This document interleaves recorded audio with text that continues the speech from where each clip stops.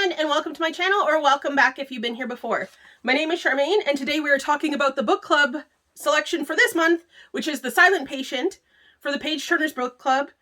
We're doing the review now, so we are going to be doing like a whole bunch of spoilers because we're going to be talking about the book.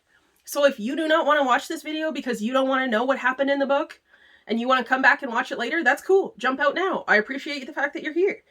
If you're ready to talk about this book like I am, and I'm pretty sure like Taylor is, and I'm pretty sure 100% that Barbara is, because she was like, let's talk about it now. Like, hey Barbara, appreciate you. Yeah, so let's go. Okay, so the first question is, did I even tell you guys the book? The book is The Silent Patient by Alex Michaelides. I think it's Michaelides. I think I'm getting there. So, okay, the first question is, the story begins with the revelation that Alicia murdered her husband. Why do you think the author made this admission at the start?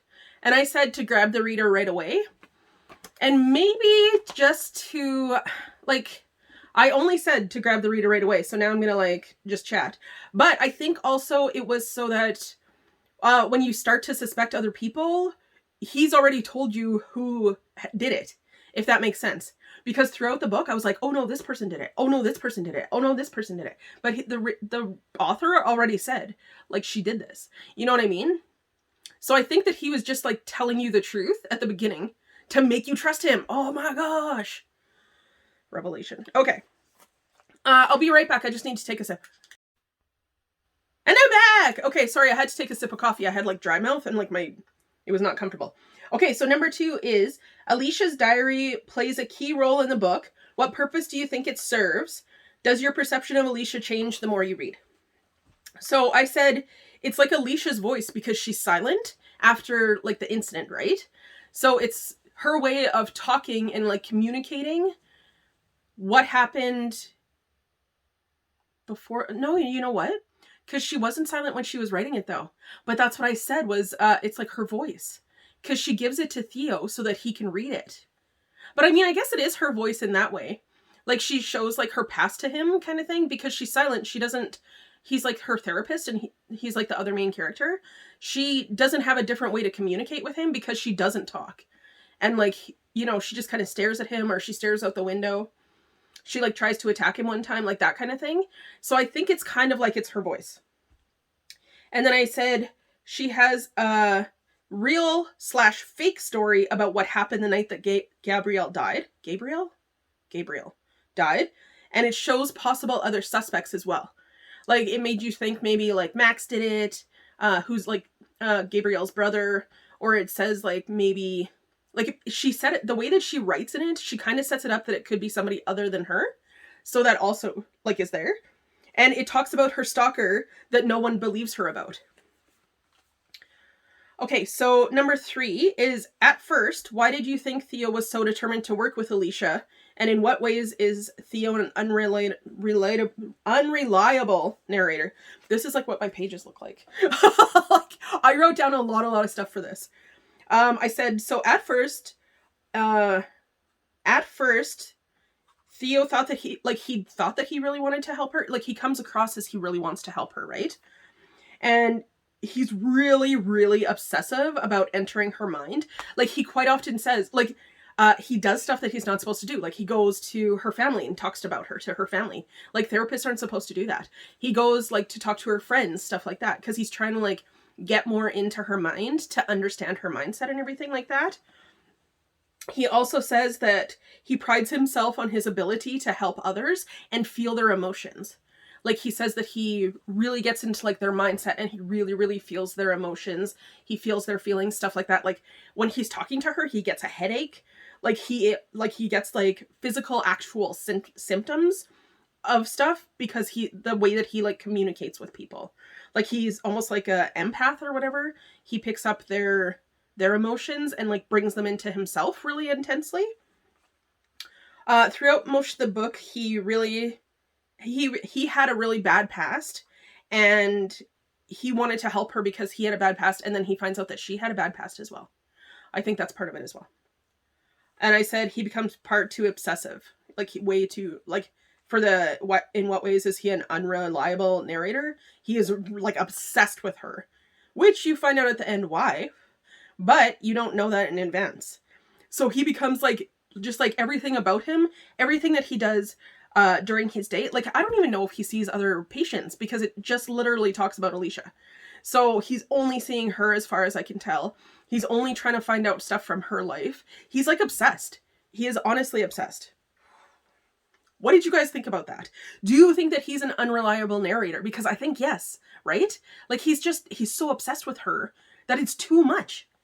Like, And this is like before we know the ending, obviously.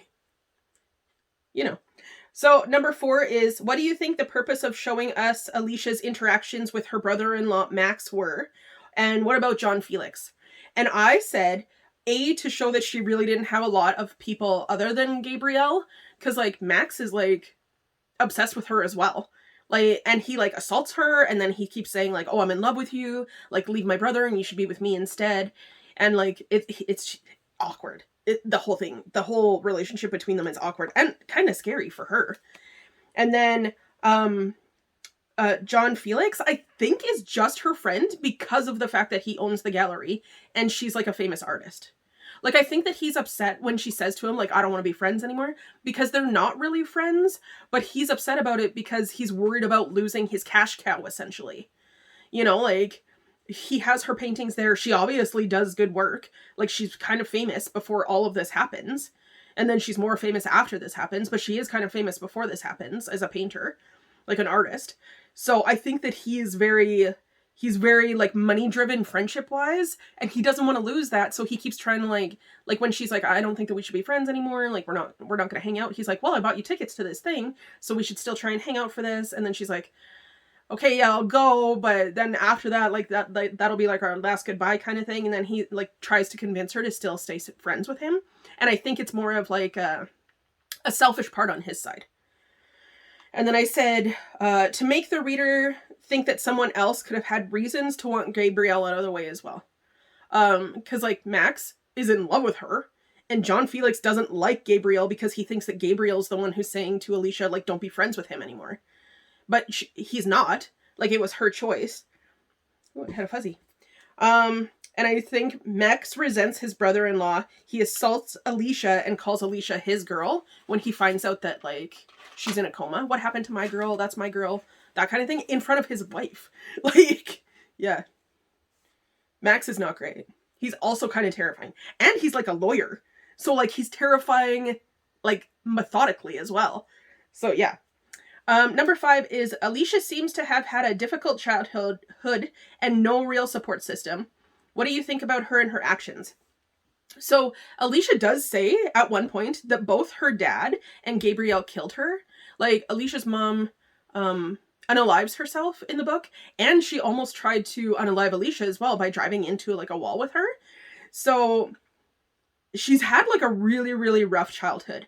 Then she goes to live with her aunt and her cousin, and her aunt is like not a very nice person. She's paranoid. She doesn't leave the house. She's stressed out. Like, she's kind of an angry person. So that's kind of what she deals with as well. Like, her cousin, I think, would be her like most supportive relative or like person in her life other than her husband.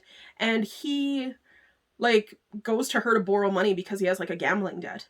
So that like causes a rift in their relationship as well, I think. So, I don't know. Really good book. And then I said, Gabrielle was the only person who like loved her and supported her, and then he turned around and did that. You know, because like he was cheating on her with Theo's wife, Kathy. Yeah, there's spoilers in this video. I mentioned that a million times, so I'm assuming that you guys are here for this. So yeah, so Gabrielle is having an affair with Kathy, who's Theo's wife. And like when she finds out, the way that she finds out at the end of the book is Theo comes, he's the stalker, he like sets it up so that, yes, I'm telling you guys the entire ending of the book. If you do not want to hear this, y'all should have not been here at this point. I told you, I warned you. But I'm just saying, your girl's talking. Here we go. So, spoilers! Hand flash, just so you guys are aware of it, okay? But at the end of the book, we find out that Theo was the stalker. He goes into the house, he like ties her to a chair. Gabrielle come home. He ties Gabrielle to a chair. He tells Gabrielle, like, you can pick your life or Alicia's life. One of you is getting shot. One of you is going to die. And you have to pick who. And Gabrielle picks himself. He says, I don't want to die. Shoot her instead. So then Theo shoots at the roof, unties Alicia, and walks out and leaves. She then kills her husband. Kind of like, I mean, her dad said when after her mom passed away that he wished that it had been Alicia who had died instead, because he would have kept his wife around instead.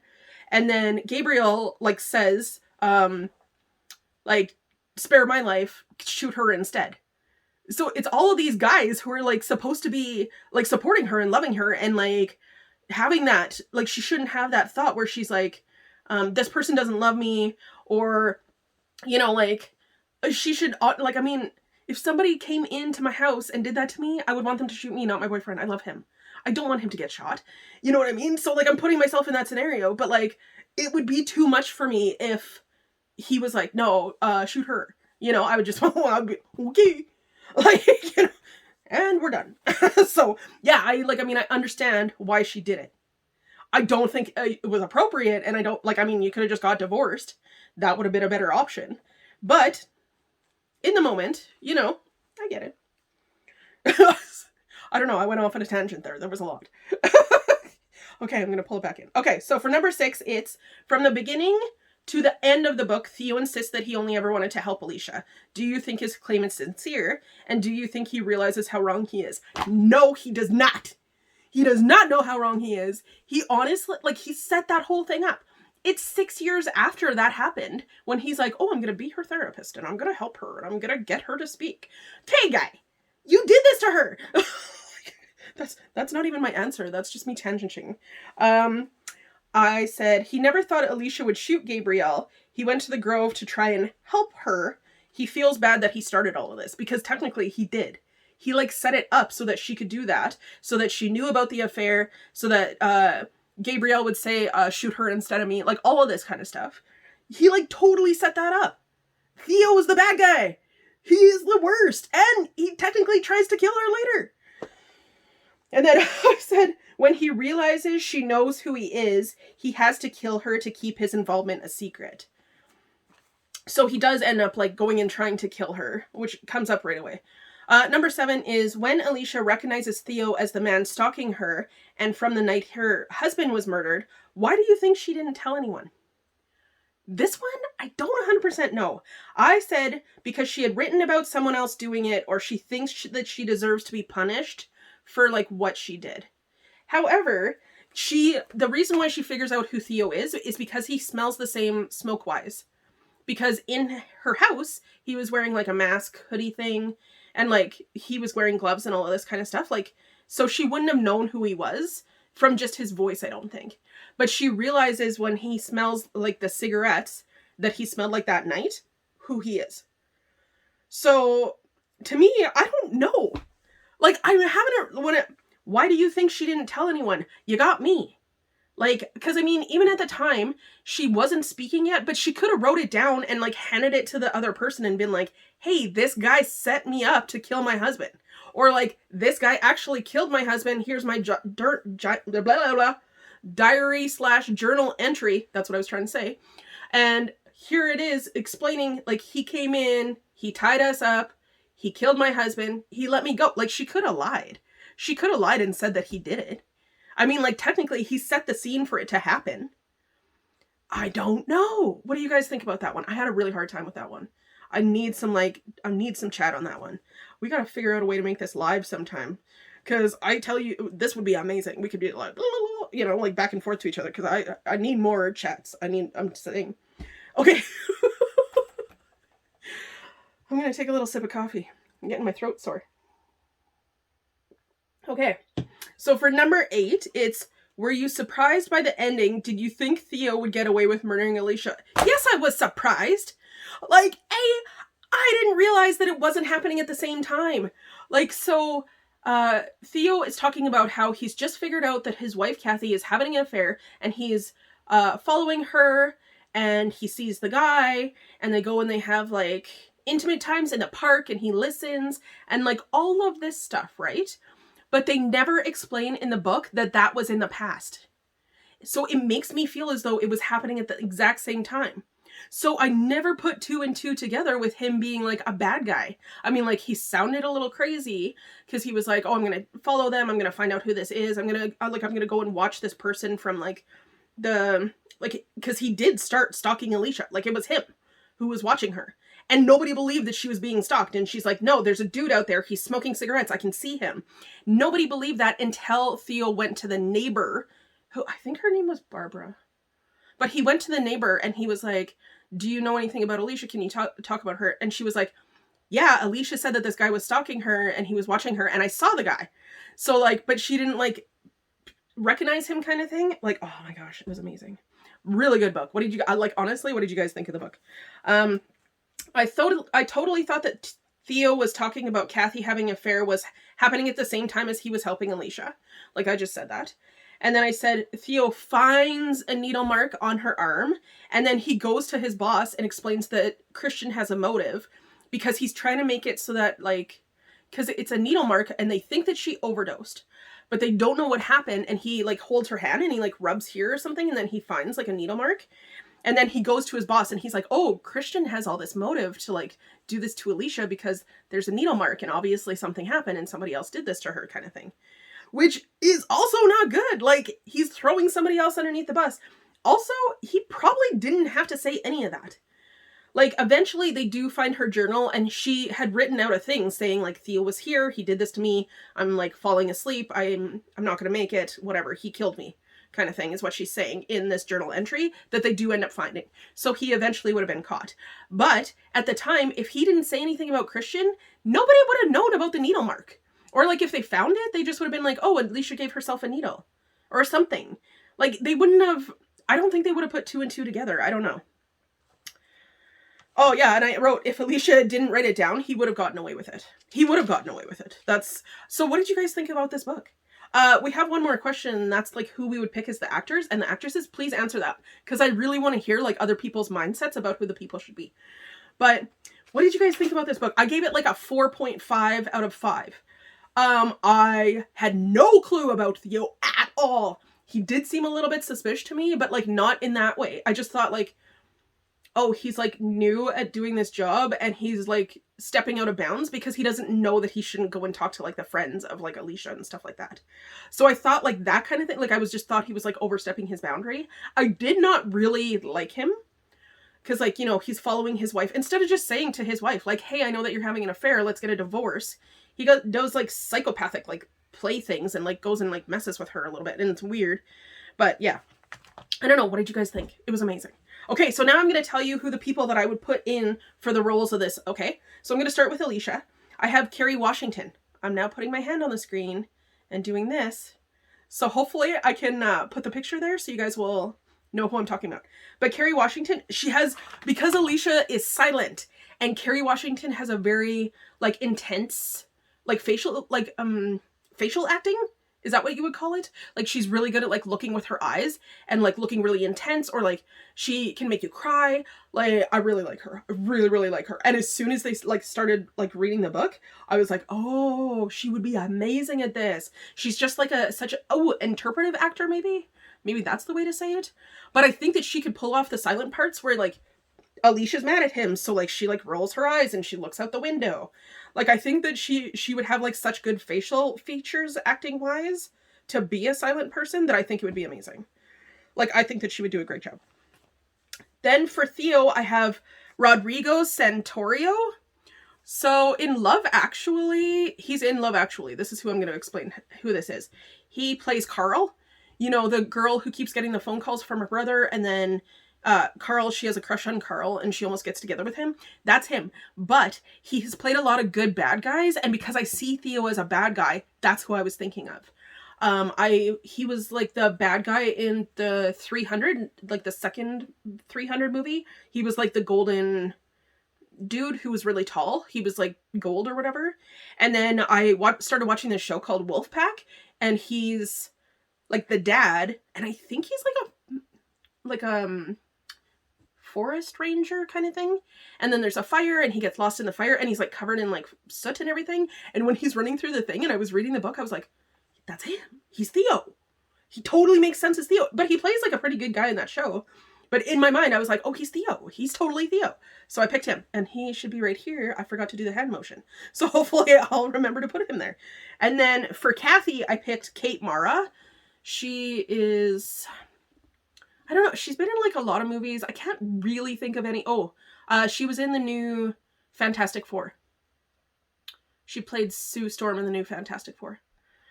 So that's one that I can think of her. And I just think that she would be a good Kathy. Because Kathy's like an actress.